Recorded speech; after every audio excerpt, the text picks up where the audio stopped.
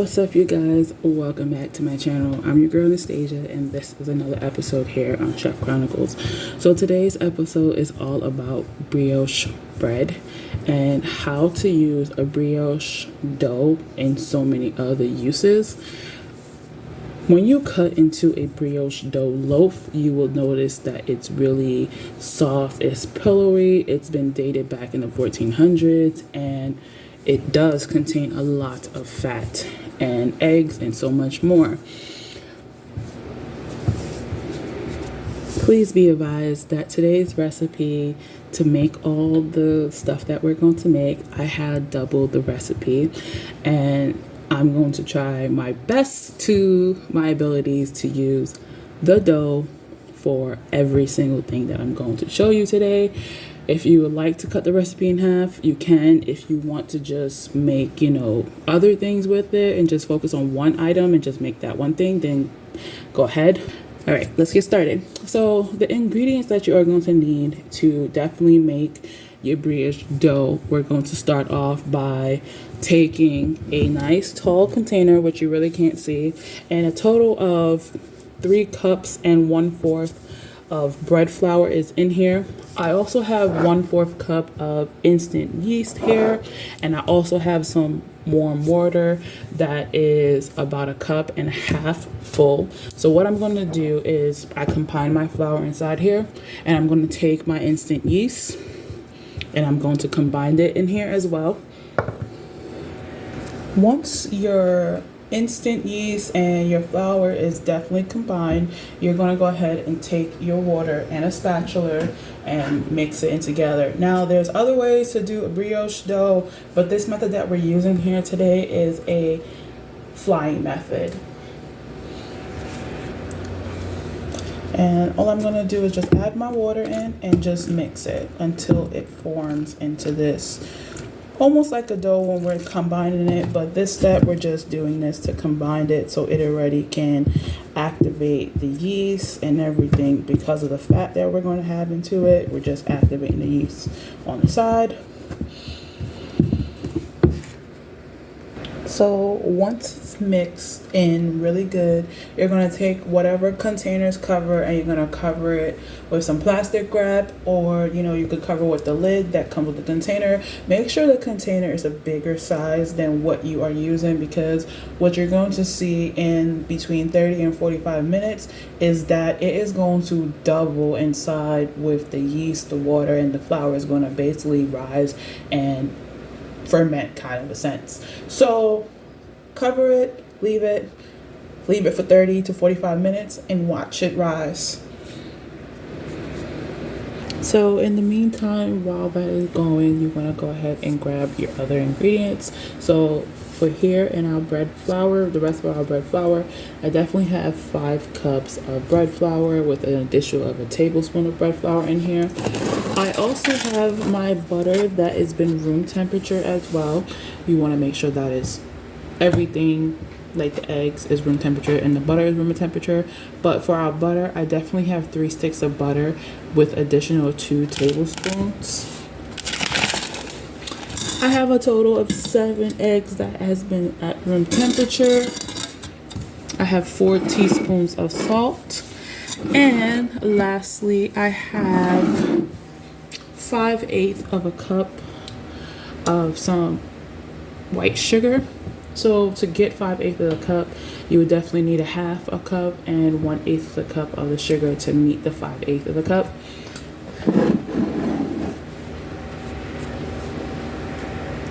And after 45 minutes, this is what it should look like. As you can see, it went from not being expand to being expand. Now it all depends on your room temperature, but if your room temperature is a little bit warm, definitely leave it for 45 minutes. Once that 45-minute mark has passed, you're going to go ahead and incorporate your rest of the ingredients. So we're going to open our fermented dough, and we're going to add that into a bowl first.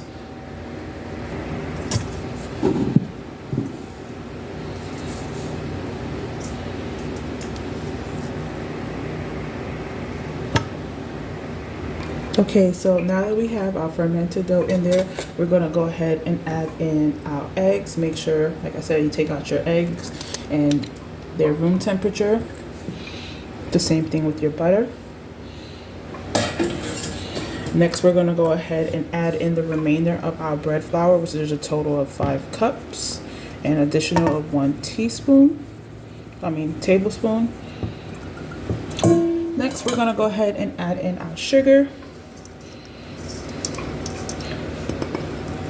And then lastly, our salt. So I highly recommend using a standard mixer for this. After you add in all your ingredients, you're going to take your dough hook attachment and do a cleanup stage. That can take anywhere between 3 minutes.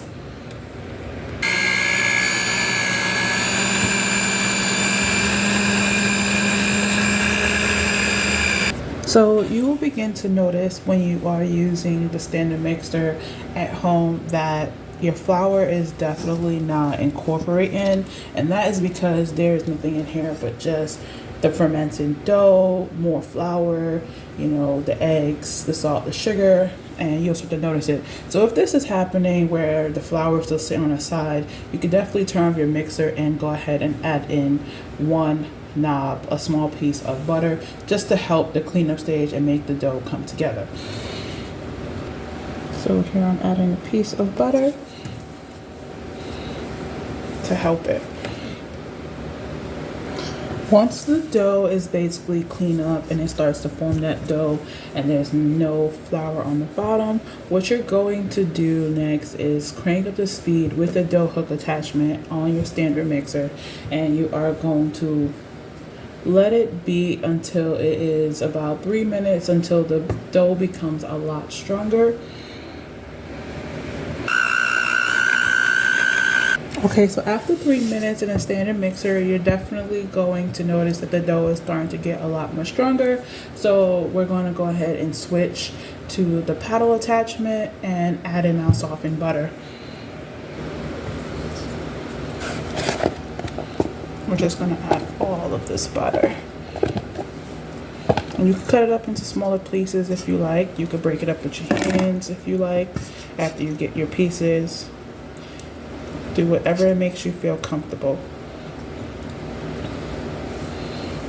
And be advised when you are using a paddle attachment while you're adding butter into your dough that all the butter, for example, is going to sample on the side. So you will definitely have to stop and scrape down your bowl and let the butter fully incorporate.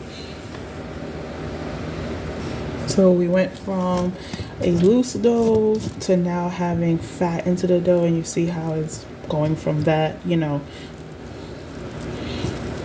the butter is incorporating, but you see I'm scraping it down and it's not fully incorporated, but it's getting there. So keep going until you have no more butter pieces like how you're seeing visible. Okay, so you see how it looks now when it has that fat in there. Definitely once the butter is fully incorporated, you want to definitely go back to your dough hook attachment and mix it for at least 5 to 8 minutes on medium heat until the dough is fully combined and the gluten is more developed.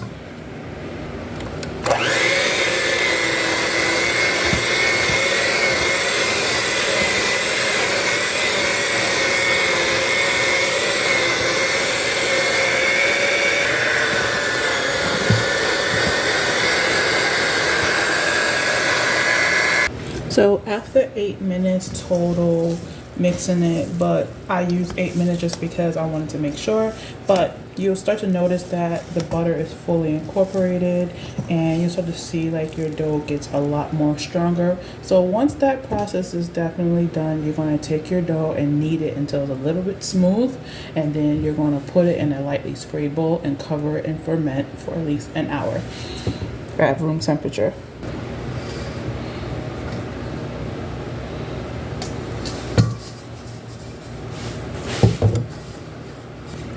So as you can see, I oiled it, and now I'm just going to take my dough and add it into this bowl. Now, be advised that this dough does have like a lot of fat in here, which is a lot of butter. So we do only an hour for the butter in here. We're doing only an hour of fermentation on the counter, and then we put it in the fridge to do a cold fermentation, just because of the butter that is inside of the dough. So just remember, after the hour on the room temperature counter, you're definitely going to put it in the fridge for at least an hour or two minimum. And the one thing I love about this dough is you can definitely go ahead and put it in the fridge overnight and let it have maximum flavor. And when you take it out, you will notice that the dough has become way more firmer for you to handle, and that's because all the fat has like get back solidified inside of the dough, which, you know, you can roll it, you can make it into different shapes. So you'll see. See how it's doubled in size? It has definitely been an hour, and we're gonna go ahead and put this in the fridge and let it cold ferment for at least 2 hours to, like I said, a maximum overnight. But I'm only gonna do 2 hours or an hour just for video purposes. Okay, you guys, so definitely currently what I'm doing is I took my dough out of the fridge and I'm currently scaling out my dough. For the first thing that I'm doing is I'm doing 60 grams each. So if you're doing this technique, you would definitely do 60 grams for 6 portions, and you also will do a total of 15 grams for 6 portions.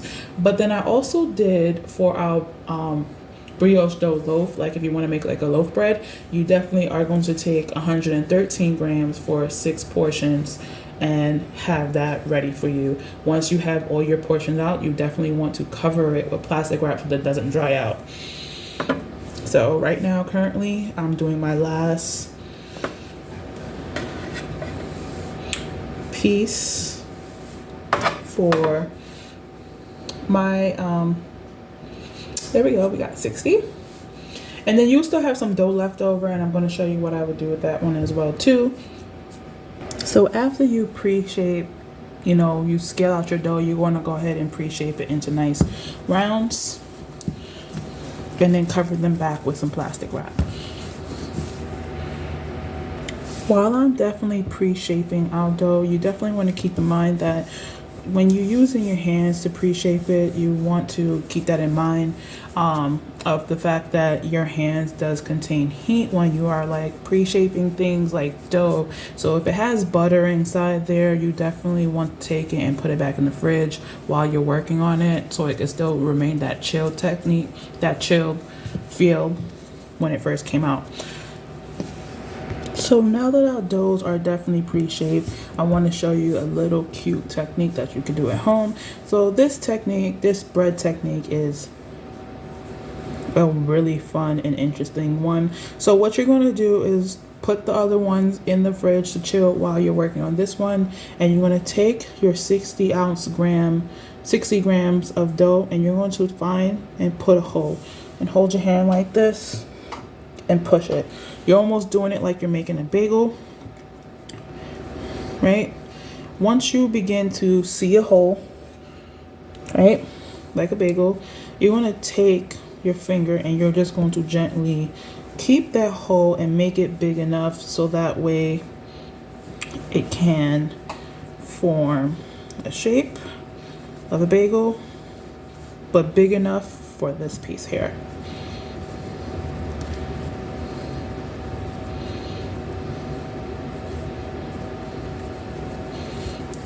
And I'm just using my hands to roll out, right? Make sure it's nice and even and round on all sides. Rest that to the side and do the same thing. Make a hole.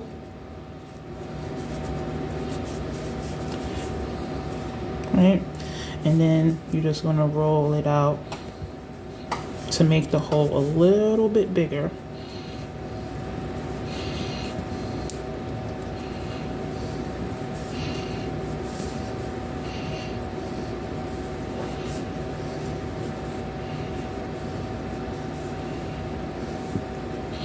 Now, once you have those parts done, you're definitely going to take your smaller piece and you're going to go ahead and create a tail, right? Like that. And you're going to gently take one of your fingers, even your index, and you're just going to roll it until it's long, like that. Now you're going to take one of your pieces and you're going to make sure that tail can go through. And if it can't go through, you would definitely go ahead and just roll it out a little bit more. And as you can notice, the dough is starting to get that warm temperature. You want to take it, make sure the tail goes through. Make sure this is nice and sitting up on top like this. And you're going to take your tail and tuck it in. And then you have this shape. Go ahead and spray a muffin tin pan and you're going to let it rest in that pan. Like so. So you're going to do the same thing again with the other 15 grams. You're going to roll it out into a section, make a little tail, roll it, just so it's long enough to go through the hole. Make sure your hole is still there. And then put it through. If it doesn't fit, you definitely just go ahead and thin it out some more and keep going, right? Once it's through, you want to make sure it's nice and sitting up here, and I like to just pull it and shut it, and then we're going to place it in the other side that is sprayed with pan spray. We're going to cover this and we're going to let it rise for an hour and a half again.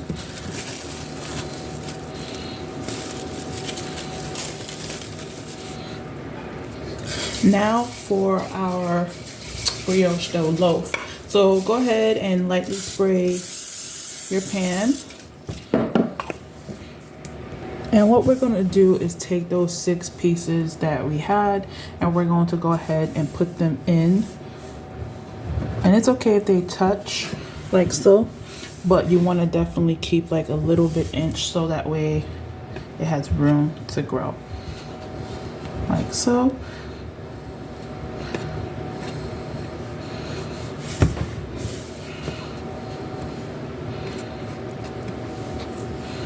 And just like our other loaf, we're going to let this cover this and let this rise for at least an hour and a half until it doubles in size. So after it has doubled in size, you're going to go ahead and bake these off. I let it go a little bit longer, but bake these off at 350 degrees for 20 to 25 minutes. And the same thing goes for our bread loaf. Just like that. And for the bread loaf, we're going to definitely start it at 375 and then drop the temperature down and bake it for at least 35 minutes, 40 minutes tops. But before we get there, we're going to take our egg wash. I only had 1 egg and I'm using that out until all my bread episodes today. I'm going to just basically just take the bread, the egg wash, and just coat the top of the bread.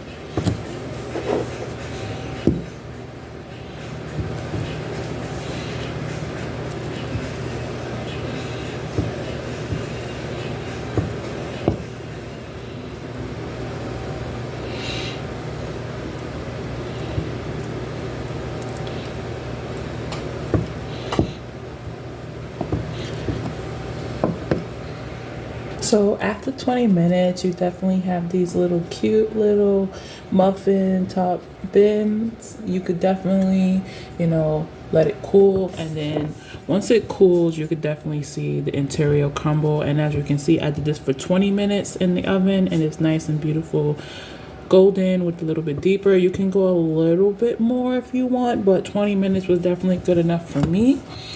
And when you proof them, definitely you'll notice that they start to lean to the other side. You definitely want to be watching that when they're leaning to the other side. So definitely make sure you tuck them in really well. And the same thing goes for the loaf. It definitely was supposed to bake for 35 minutes, but I got my deep golden brown in 30 minutes. So definitely if you need that extra 5 minutes, depending on the temperature of your oven, go ahead. But mine looked perfect and I took it out at 30 minutes. So I'm gonna go ahead and let this cool, and then I'm gonna show you the interior crumble of these breads. So here's the interior crumble of our little muffin tins. Super cute. Okay, you guys, and this is exactly the interior crumble for the loaf. Definitely, I cut it about an inch, but cut it to whatever you like, and definitely have fun with it and enjoy it. And that is it. So you guys definitely use your bread for whatever you use, especially your loaf bread. You know, go ahead and make you some amazing French toast or make some amazing sandwiches with your brioche loaf. So I hope you guys like this episode. Please don't forget to like, share, and subscribe for more content. And definitely I will see you guys on the next video of what to do with the rest of your dough. Peace.